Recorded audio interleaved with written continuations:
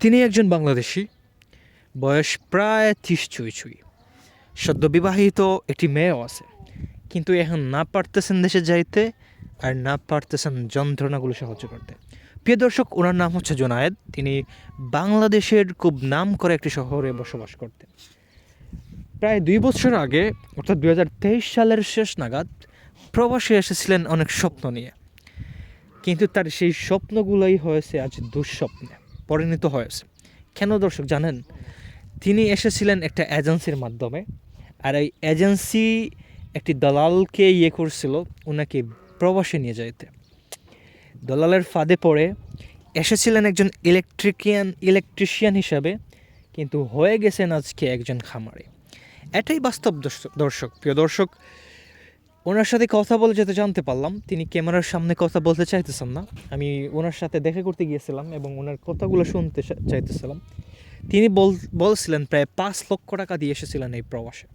অনেক স্বপ্ন নিয়ে এসেছিলেন, কারণ তিনি জানতেন, তিনি যে কাজটা জানতেন, এই কাজটার ডিমান্ড কিন্তু এখানে অনেক বেশি।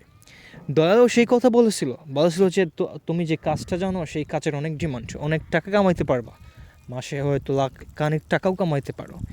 কিন্তু দুর্ভাগ্যবশত সেই দালালই ওনার সাথে প্রতারণা করছে, আর দালালের প্রতারণায় ওনার জীবনটা হয়ে গেছে এখন একদম শেষ। প্রিয় দর্শক, উনি কথা বলতে বলতে কান্না করতেছিলেন এবং বলতেছিলেন এই প্রবাস জীবনের করুণ কাহিনীটা। এই জীবনটা অনেক কষ্টকর। এখানে সবাই স্বার্থের পিছনে খোঁজে, আর বিশেষ করে যারা দালাল আছে তাদের কথা তো না বললেই নয়।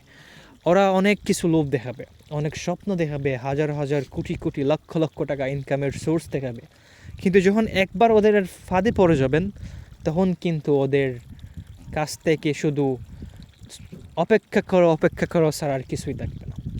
কিছু একটা নিয়তিরও খেলা প্রিয় দর্শক। এখানে আসলে কথাই আছে না, কপালে যা আছে তাই সইতে হবে। তো ওনার খামারে আমি ভিজিট করেছিলাম প্রিয় দর্শক। এখানে অনেকগুলো গরু, ছাগল, দুম্বা, বেড়া সব কিছু আছে, কিন্তু এই যে মরুভূমির জীবনটা অনেক কষ্টকর। এখানে একা একা থাকতে হয় সব সময়। কিন্তু প্রিয় দর্শক, একটি কথা অনেক আশ্চর্য লেগেছে, যেটি হলো উনি ওনার মেয়ের কথা বলে উনি কান্না করতেছিলেন। উনি এটা বলতেছিলেন যে বিয়ের কিছুদিন পরই কিন্তু ওনার ভিসাটা হয়ে যায়, এবং তিনি সব কিছু বিসর্জন দিয়ে অনেক স্বপ্ন নিয়ে এসেছিলেন, ভেবেছিলেন হয়তো এবার ভাগ্যটা পরিবর্তন হয়ে যাবে। কিন্তু দুর্ভাগ্যবশত ওনার সেই দেখার স্বপ্নগুলো যে ওনাকে বিপদে ফেলবে সেটা তিনি বুঝতে পারেন না এখানে আসার পরে এখন বুঝতে পারতেছেন। কিন্তু কষ্টটা হলো উনি এখন চাইলেও সেখান থেকে বের হতে পারবে, কারণ এটা যে প্রবাস, এখানে চাইলেও কিন্তু সব কিছু করা যায় না, আবার চাইলেও কিন্তু সব কিছু পাওয়া যায় না।